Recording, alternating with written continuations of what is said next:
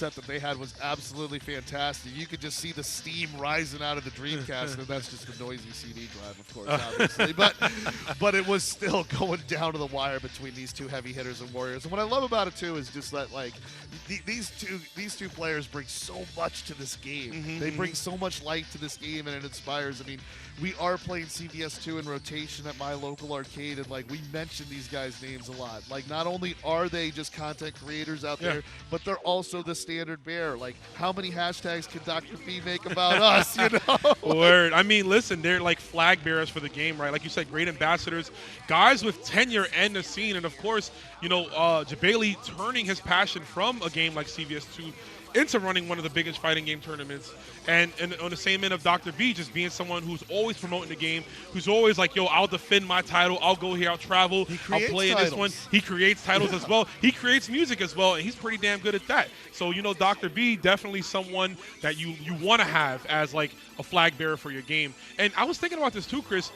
You know, we're in an interesting situation here. Fighting games has been around for, you know, about 30 years or so, but this is still an era where like we're seeing people who have been playing games for 20 years. Like, can you imagine just committing 20 years to a video game and seeing just how good you've gotten and how strong you are and how much you know it in and out? Like, it's a beautiful thing. You're going to see that between these two players, two veterans, two rivals, and now only one of them will advance into top 4. I mean, yeah, it's just a beautiful thing. And I think really fighting game experience ages like wine because, you know, I remember going back to EVO 2009 and that grand finals between Justin Wong and Daigo and how hype I was when Justin Wong got that reset on Daigo. But watching a recent video where Daigo and Justin are rewatching it and talking about how bad they're playing. Because, like, they're replaying all the bad decisions that we all made throughout those 20 years in our heads.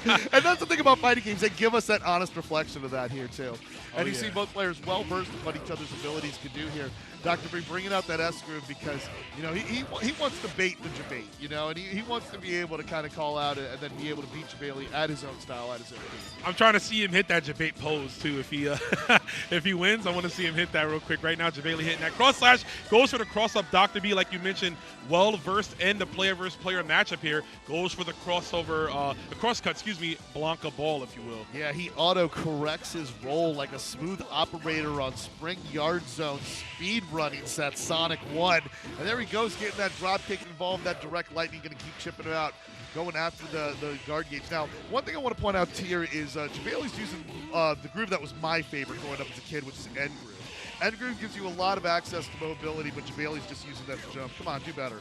Oh, right now getting punished here. Dr. B with the trip, doesn't cancel the super. JEBAILEY wakes up Tiger Cannon.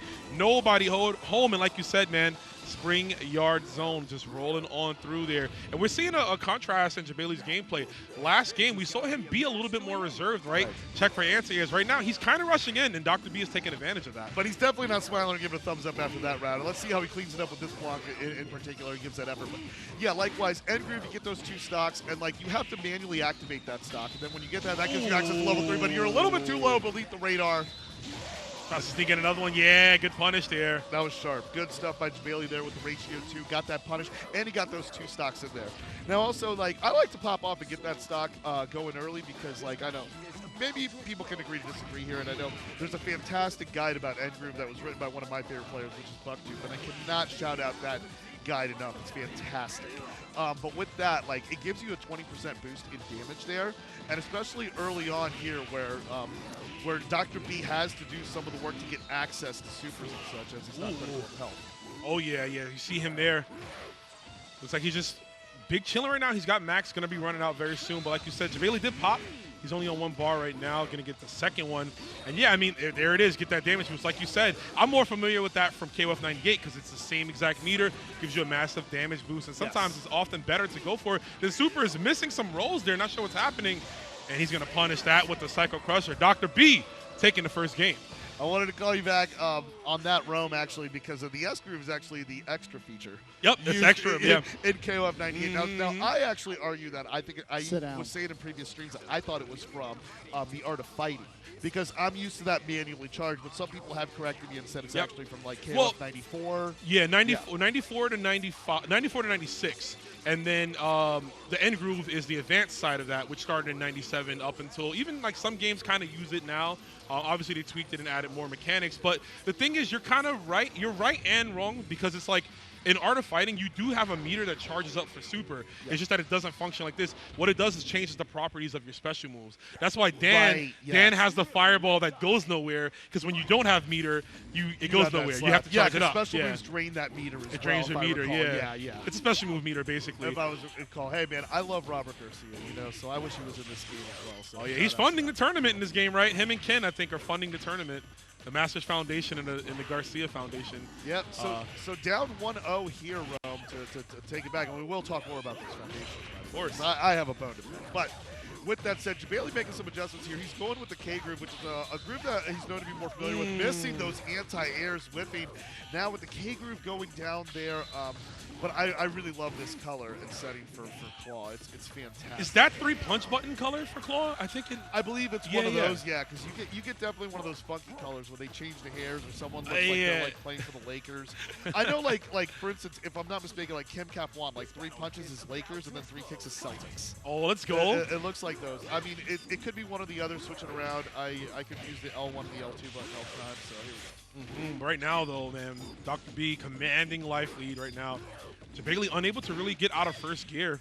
Yeah, that dodge mechanic is really cheating the neutral for Dr. B. We're seeing a lot of times he's just using it and then able to respond back with some medium there. And then just really having a good feel for what JEBAILEY's trying to do with his spacing here. He's doing a phenomenal job. It really is. JEBAILEY with the anti-air. Oh, there we go. Just to confirm, we got to spin some meter if we can, man. Yeah, good move by Alex. I mean, like, I give Alex his flowers, man. He does. I'm a DDR champion, and like I know what he's done in that game as well. But also at the same time, the only players who have defeated me in NBA Jam, and he's proud of that. Oh, there we go. But the direct lightning, being able to call it out there. Oh, look at this right here. He's spin dashing, baby. He wants 50 rings for the special stage. And that's what you get, with S Group. It's so funny seeing Capcom's take on like the SNK meter system, because and like KOF games that have that meter, there's a cooldown period. Right. But in this game, there isn't. You can just spam a level 1 supers when your health is that low. You see Dr. V going for it there. Of course, Blanca does go down, but we got a healthy Bison coming in here. Now, I wanted to point out, too, that was a very good response there from JEBAILEY. Just had really good patience and being able to find that gap to get that Fierce to do it.